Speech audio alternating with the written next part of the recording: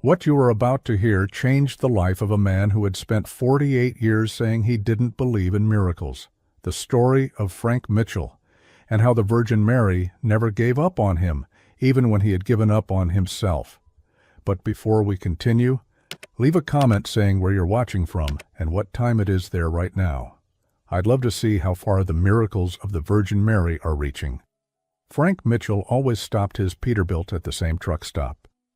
Always the same black coffee without sugar, always the same routes he knew by heart. 48 years old, 25 of them on the road, the kind of man you see in movies about real America, unshaven face, worn leather jacket, calloused hands that knew every gear of that truck better than they knew anything else in the world. Rebecca prayed every day. Frank would watch from the couch, her on her knees before the small altar in the living room, with that old image of the Virgin Mary that had belonged to her mother, and her mother's mother before that. A legacy of faith passed down through generations. 23 years of marriage.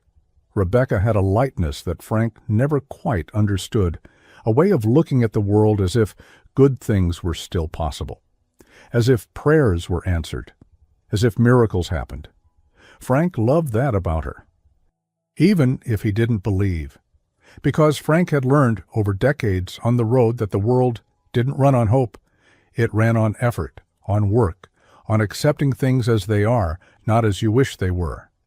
And in the last 3 years, Frank had learned something else. Some things just don't happen, no matter how much you want them to. Rebecca wanted to be a mother, deeply, with an intensity that hurt just to witness. They tried, naturally at first. Months passed, then a year, 2 years. The silence of infertility is different from other silences. It's the silence of a pregnancy test left on the bathroom sink. The silence when you find your wife crying in the kitchen and don't know what to say. Then came the treatments. Clinics in Chicago, doctors who cost more than Frank made in an entire month. Procedures with scientific names that were just sophisticated ways of saying no. Rebecca stayed hopeful, always hopeful. Maybe next time. Frank just nodded, because he knew that maybe was just a polite way of delaying the truth. And the truth was that they wouldn't have children. When the doctors finally said it out loud, Rebecca cried. Frank just stood there, holding her hand, feeling completely useless. What changed after that was that Rebecca started praying more, a lot more. And Frank started pulling away. Thursday night. Frank was home between trips. Rebecca made dinner, chicken and potatoes, the things Frank liked. They ate in silence, that heavy kind of silence that couples who've been together a long time know all too well. After dinner, Rebecca grew nervous. Frank could tell by the way she handled her glass, by the way her eyes avoided his. The clinic called. Frank set his fork down. Dr. Harrison wants to talk. There are new procedures. Frank took a deep breath. Becca, I know what you're going to say. Then why are we having this conversation? Rebecca looked at him, and there was something in her eyes that Frank couldn't face. It wasn't anger. It was something worse. It was hope dying. Because I still believe. In what? Doctors? We've heard everything we needed to hear. In miracles. Frank felt something tighten in his chest. There are no miracles, Becca. There are statistics, and ours aren't good. How do you know? How can you be so sure? Because the world doesn't work that way. Rebecca was very quiet. When she spoke, her voice was almost a whisper. So how does it work, Frank? You accept. You give up. And that's it? I call it realism. I call it giving up. Frank stood up. The chair scraped against the floor with a sound that echoed through the kitchen, a sound that seemed to say everything he couldn't express. I've got a delivery tomorrow, Denver. I'll leave early. Rebecca didn't answer. She just began to clear the dishes, her movements slow and careful. Frank went to the living room, watched television without really seeing anything. Rebecca went to the bedroom early. They slept on opposite sides of the bed that night. The space between them was physical and something deeper. It was the space between someone who still believed and someone who no longer did. Friday, 3 a.m. Frank was ready. Backpack, coffee, 500 miles to Denver. A route he had driven hundreds of times. Rebecca was awake when he came downstairs. "You're really going?" It wasn't a question. Frank just nodded. Rebecca picked up his jacket from the couch, checked the pockets, placed something inside. Frank saw it, a blue rosary, small, delicate. "To protect you." Frank looked at the rosary, then at Rebecca. He wanted to say something. He wanted to say he loved her. He wanted to say he was sorry he couldn't believe the way she did. But he said nothing. He just took the jacket and left. Frank stepped into the dark. The highway was empty at that hour. Just him, the white Peterbilt, and the darkness that exists before dawn. The first 120 miles passed uneventfully. Frank drove, drank coffee, let his mind drift. He thought of Rebecca kneeling before that image of the Virgin Mary, thought of how she still believed after everything, thought of how he had lost that, if he had ever truly had it. He stopped once for fuel, continued. The sun rose, the world awakened. Cars began to appear on the road. Around 7 a.m., Frank began entering the Colorado mountains. The air grew colder, the roads higher, more winding. Frank knew that route like the back of his hand. Every curve, every descent, every point where he needed to slow down. He was approaching now the section he respected most. A sharp left turn, followed immediately by a sharp right. Dangerous. Road signs, warning. That's when he felt it. A scent, roses. Frank blinked. Looked around the cab as if the answer might be visible somewhere. Windows closed, air conditioning off, no flowers, nothing that could explain the smell. Impossible. Frank tried to ignore it, probably just imagining things. Fatigue, lack of sleep after the argument with Rebecca, but the scent lingered, soft yet persistent, as if someone were holding a bouquet of fresh roses right there in the cab with him. Frank slowed down for the turn. That's when he saw her. In the middle of the road, right where the curve began, stood a woman. Frank blinked. She was there, real, solid, standing in the center of the road, dressed in a deep blue mantle, looking directly at him. And the face. Frank knew that face. It was the face from Rebecca's altar, exactly like the sculpture he had seen thousands of times over 23 years. That blue cloak, those compassionate eyes, the Virgin Mary.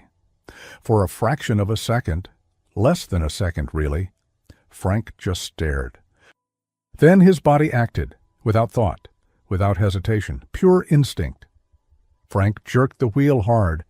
At the same time, he slammed the brakes. The Peterbilt skidded, swerved, the sound of tires screaming against asphalt, and in that exact millisecond, that fraction of a second when everything was in motion, a white Volkswagen Gol shot out of the curve, speeding along the lane where Frank had been just 1 second before. No passing, on a sharp curve. If Frank hadn't swerved, Frank saw everything. He saw a man driving with eyes wide open in pure terror. He saw a woman with her hands pressed against the dashboard. He saw 2 children in the back seats. He saw their lives. The Gol passed, inches from the Peterbilt, so close that Frank heard the roar of the engine, the screech of the tires, the scream of someone inside. Then silence. The car disappeared around the bend. It kept going. The 5 people inside it stayed alive. Frank managed to control the truck. He stopped on the shoulder a few meters ahead, engine still running, hands trembling on the wheel. He breathed, once, twice, 3 times. Then slowly turned to look back. To where the woman had been, no one. Only the empty road, the gray asphalt, the dangerous curve. But the scent of roses was still there. Softer now, but still present. Impossible to deny. Frank sat there for a few minutes. Cars passed. Life went on. The world kept turning. But something inside Frank had changed. He looked into the rearview mirror, saw his own face, saw a 48-year-old man who thought he had the whole world figured out. and realized he hadn't figured out anything. Frank picked up his phone, looked at it, then looked at the road ahead. He couldn't call now. He was in the middle of the highway, cars passing. He wouldn't be able to explain it properly. He put the phone away, took a deep breath again, then got back on the road and kept driving. But nothing was the same. The next 600 kilometers to Denver were the longest of Frank's life. He drove on autopilot, hands on the wheel, eyes on the road. But his mind was somewhere else entirely. He tried to rationalize, searched for logical explanations.